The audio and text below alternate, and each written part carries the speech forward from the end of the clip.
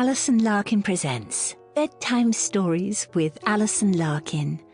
The Secret Garden by Frances Hodgson Burnett, Alice in Wonderland by Lewis Carroll, and The Birthday Dinosaur by Alison Larkin. With a short introduction by Alison Larkin.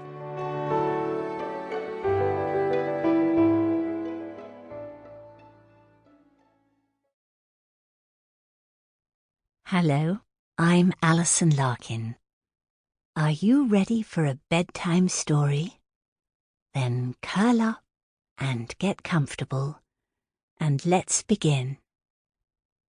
When I was a girl growing up in England and Africa, my mother read these stories to me, and when I had my own children, I read these stories to them, and now I'm going to read them to you. So, have you brushed your teeth? Are you ready? Then let's begin.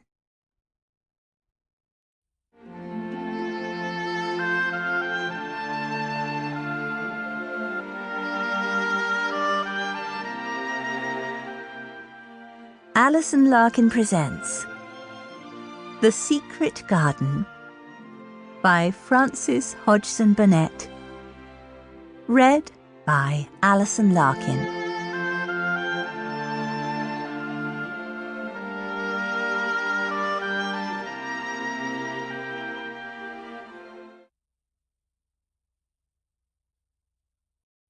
Chapter 1.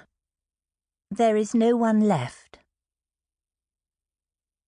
When Mary Lennox was sent to Misselthwaite Manor to live with her uncle, everybody said she was the most disagreeable-looking child ever seen. It was true, too. She had a little thin face and a little thin body, thin light hair and a sour expression. Her hair was yellow, and her face was yellow because she had been born in India and had always been ill in one way or another. Her father had held a position under the English government and had always been busy and ill himself, and her mother had been a great beauty who cared only to go to parties and amuse herself with gay people.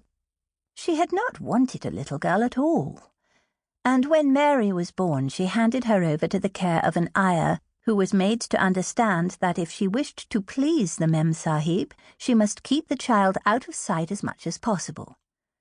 So, when she was a sickly, fretful, ugly little baby, she was kept out of the way, and when she became a sickly, fretful, toddling thing, she was kept out of the way also. She never remembered seeing familiarly anything but the dark faces of her ayah and the other native servants, and as they always obeyed her and gave her her own way in everything because the Mem Sahib would be angry if she was disturbed by her crying, by the time she was 6 years old, she was as tyrannical and selfish a little pig as ever lived.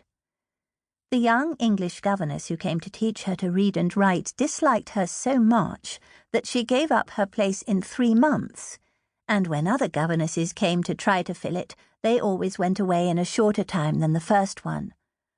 So if Mary had not chosen to really want to know how to read books, she would never have learned her letters at all.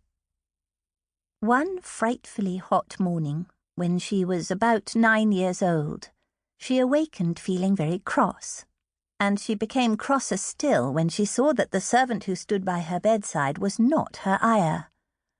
"Why did you come?" she said to the strange woman. "I will not let you stay.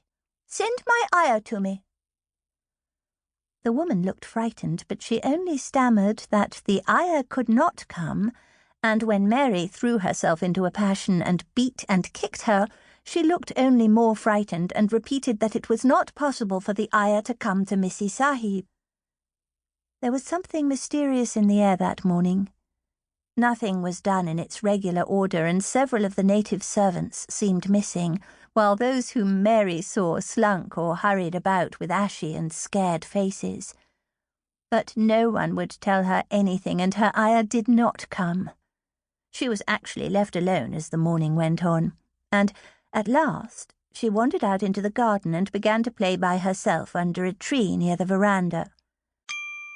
Sample complete. Ready to continue?